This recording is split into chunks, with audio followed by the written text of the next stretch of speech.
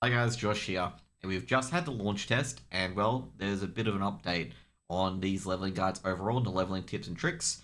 Endeavors are now in play as endeavors scale up the content, which means you can probably utilize some of those progress in the endeavors. Also, there's been some nerfs, for example, Brill and Burning Steps have had their things nerfed, so you can't load up pre-quests there. But we'll see what it comes down to as well. And also, the most important part as well is that the introductory quest line is actually a lot more bottlenecky than we expected. And I'm going to say right now, you're probably going to need a group to get through it. And I'm not even kidding anymore. You'll need a group. Now, let's go for the usual needed items. You need gun shoes. Gun shoes, obviously, engineering can make. You just need about probably 80 or 60 for them, just for the introductory quest line. Falling Flame.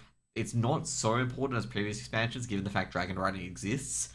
But you still need it from time to time, where it's definitely more beneficial to have a Falling Flame crack up to that top speed than it is to try and Dragon Ride across.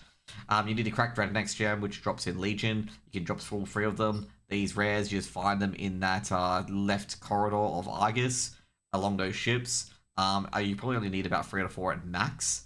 You're going to use 1 or 2 of them at the start into introductory quest chain because they are very cracked and they are very good, and you'll see why shortly. The Goblin Guardian Kit, any engineer can make these. You'll probably need a few of these. Pretty much it's for the introductory quest line and also can be for later as well, depending on what's faster. Ollie Shaped Horn, you definitely need this. This is another very fast mount, especially in the introductory quest line. Also, all the speed and chance, you want Wing Grace, but that's Scout's March, Armored Speed, on Braces and Cloaks, stuff like that as well. If you've got any gear that has speed as a secondary stat, you want to pick that up as well, especially if it's Mythic or Hero. The other ones which I don't have listed here is the trinkets. You want to get the Preferred's Projector from Nexus King, and you also want to get the Chaos Navigate from Delves. So if you want to farm that up quickly, please do so as well. I'll probably have them in the description below. You want to have all the guild EXP standards, like the battle standards, stuff like that. The cloak coordination. If you don't have a halfstone or don't have a skip for a certain area, and you need to get back to Stormwind, you probably want to have one of these in inventory so you can get back to Stormwind very quickly and get back onto your expansion. Fried Bonefish from Shadowlands, you want this. Speed buff from killing anything is actually very, very important. The Final Charge Electricity, I guess I don't like this, but if you want extra speed, you can go for it. But I don't think 11 speed is too much, especially when you get it from the rest. First of all, the pre-quests. We went a slide ahead, unfortunately. Both Orgrimmar and Stormwind Fishing Cooking dailies, JC if you have JC. The 5 pet dailies, Dagra, Bill Barker, Lindsay, Old McDonald, Eric Davidson. The reason why we have these is because you can hand these in anywhere. Next up is the Pandaren Pet Dailies. They're biggest favorite 1, 2, and 3. You can stock up on any others along the way if you can't get the shrine immediately. If you can't get the shrine immediately, then just basically you have to fly to it or pick up some extra pet dailies on the way there. Garrison Pet Daily, it's unconfirmed if it works on beta because no one's got to the point where they can have the Garrison Pet Daily. Duel Quest in the World Within at 55-57 in Isle of Dawn, which is the plaza, the Crossroads Plaza. Be aware that all the World Within quests only reward 10% of the experience. So Delve quests only gives about 9.5k because they usually give about 95k. And I'm going to say right now, the introductory quest line is basically bottlenecks galore followed by bottlenecks galore, which means I'm going to say right now, you want to hand these pre-quests in a lot later. I'm going to say right after you finish Arator is probably when you want to hand in pre-quests because, or at level, 88 or 89, and you can essentially make it to 90 at that point, the last gasp to 90. Because there's no real downtime from introductory quest line to Arator or your end of your second zone, because after that, then your advantage really doesn't matter at all. Next up is the expansion-specific items. You want to have your Hearthstone at Light Hope Chapel, or you want to have Gidwin's Hearthstone from Journey's End in East Playlands. You want to be able to get to Light Hope Chapel in an instant. And the main reason for that is because there's a quest that goes there. You want to activate Argus's Journal from Fiona's Caravan to get a 2% EXP while you're around in EPL, so you can do that now. It's very easy. You want to have either the charge model for Scarlet Halls or an alt warlock on another account to summon you to Scarlet Halls. So if you want to get a second account or get some friends to summon you to Scarlet Halls, please do so because you need this as a part of the quest chain. Otherwise, you just lose 2 to 3 minutes of time, which will absolutely slap you around.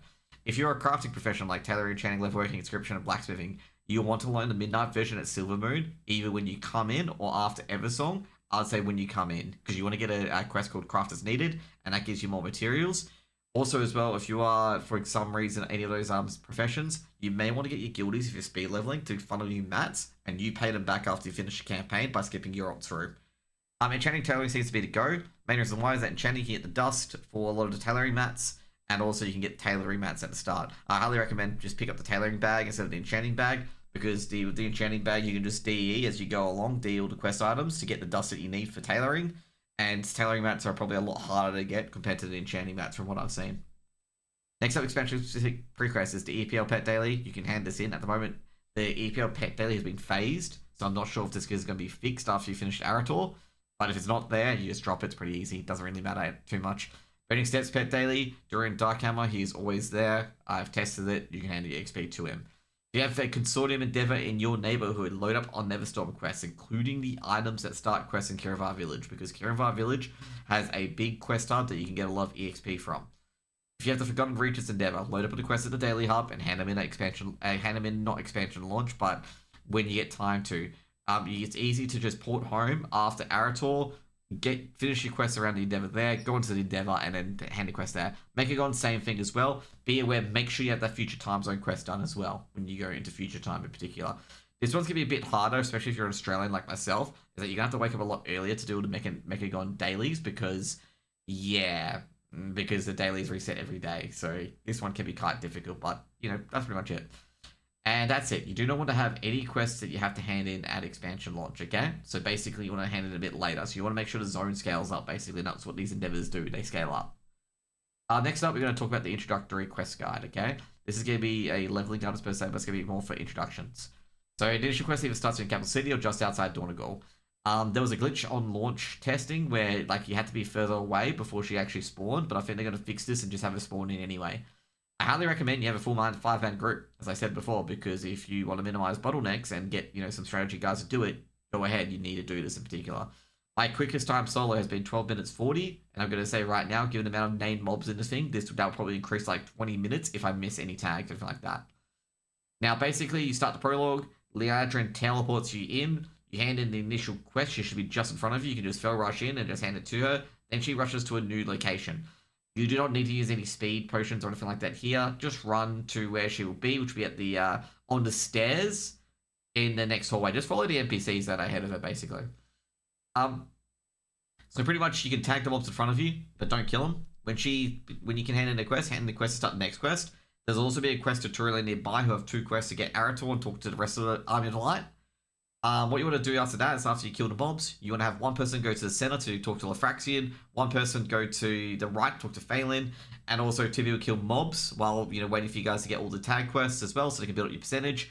And once they are done, the 2 people come to mobs, they've got to go to the far right or far left, agree on an area, and the last one need to get Phelan as well. So basically you want to get to the other side and get 100% and then collapse in on the quest givers on the other side. So the quest givers will start on the initial side, and then the hand-ins are on the other side of the Perillian Plaza where you land.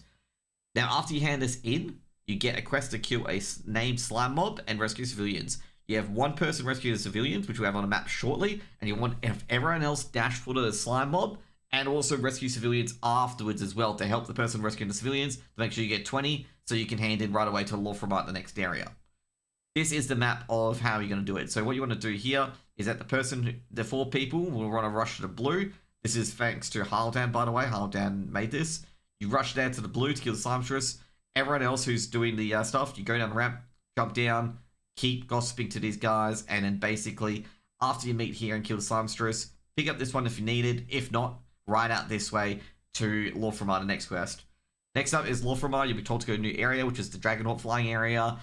Make sure you can use a fast mount if you like that. Always remember to keep 2 charges of the Radon Axe, okay? If you've used everything, you got 2 charges of the Radon Axe, do not use any very fast stuff. You'll need it for later. The Dragonhawk quest, always keep the speed boost active. The speed boost is number 3 on the keybind. You can see it pretty easily. Basically what I did is you keep shooting down the mobs. Just shoot down the mobs, keep flying to where the boats are going to be. If you're above a boat, press 2, which is to get through a rope, but keep killing the mobs. Once you get all the objectives done, exit vehicle. Exit vehicle will warp you to where the quest giver is and hand those quests in. The next quest is from Arator.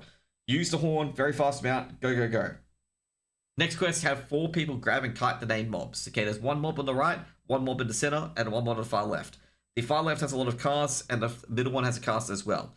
If they're not moving or anything like that, the person on the golems goes straight to the named mob, so you make sure you get a tag, or make sure you get a completion. The named mobs are more important than your golems. If you get all the named mobs tags and you only got say 1 golem, everyone else could go find a golem and pick it up and destroy the void pillar. And then you can go to the next quest, okay? Next quest, rush to the named mob. There's a named mob in the center building, rush it, kill it. It's gonna, like I say, right, every named mob on launch is probably gonna die in 2 seconds. So make sure you're ready to go to kill them. Then you kill all the little ads along the way. They'll be all following you, just airing them down. Weapons on the top floor of the middle building. Loot that, then glide on the ramp. So there's a little ramp to the side where you grab the weapon. Glide on the ramp to the other ramp. So there's a little plaza to your left when you're facing it. Glide to that one, go to the top floor, loot both weapons, go to the mid floor, which has got the ramp on the side, on the right hand side of the building. Jump to that, go in, get another weapon, and then go to the floor and get the other weapon. After that, you should have probably maybe enough 12 mobs. If you don't have 12 mobs from the little guys, start killing them. But it's basically kill them as you go across to the next building, where there's one on the floor and also one on the mid level after using the translocation orb. Be aware with these golems and weapons that I'm talking about, the quest objectives, you can actually grab them and in combat will not interrupt you. Okay, you don't have to worry about being in combat. It will not interrupt you and you can continue looting it as you go along. After that, that's Dunzo. As you can see here, I've already talked about that. Next quest is use around X crystal for the next one. Okay, once you hand it in, you can't. Your mounts will get slowed, and you'll get slowed unless you enter the light bubble. However, Radanax is a vehicle, so it's not affected by this. So you can just basically zerg for the giant light bubble at the end. Get out of it, talk to Turelion, and then channel the weapons into the mob. At 5 seconds, will get interrupted, and then you get another quest to go back and defend the Sunwell. Use your last chance of Radanax here and get to the Dragonhawk, and then you go for the next quest. You get some RP where you fly around, then you wait for Lady Leadrin. You can pull the mobs next to you, but don't kill them, as per usual at the start of the thing. Then you need to talk to her, hand in the quest, and then start the ritual. Once you start the ritual, you can just basically kill the mobs. Once you get close to 80 or 90%, and you have, like, say, 3 or 4 mobs on you, particularly the invaders that give, like, 8%, go and pull Imperatus, and basically make sure you kill the mobs before you kill him, okay? Because if you don't, then you're waiting there for a minute, and you look like a dumbass. Get 100% before you kill Imperatus, so make sure you're focusing on the ads. And then once you've killed Imperatus, you have a cinematic, it'll skip, and you'll be in Isle with Cordanus, and congratulations, you can start Eversong Woods. It is incredibly important to clear this as quickly as possible. Some people believe you can clear this in about 10 minutes with a group. We definitely believe that, especially if you get the efficiencies or get some luck. I reckon you can clear it a lot quicker, probably 8 or 9 minutes. But we'll see what happens on launch. But I'm going to say right now, another little tip, do not do this in war mode. Do not do the introductory quest in war mode. Do it in no war mode, because you get caught waiting, people are going to get bored, and people are going to start PvPing each other.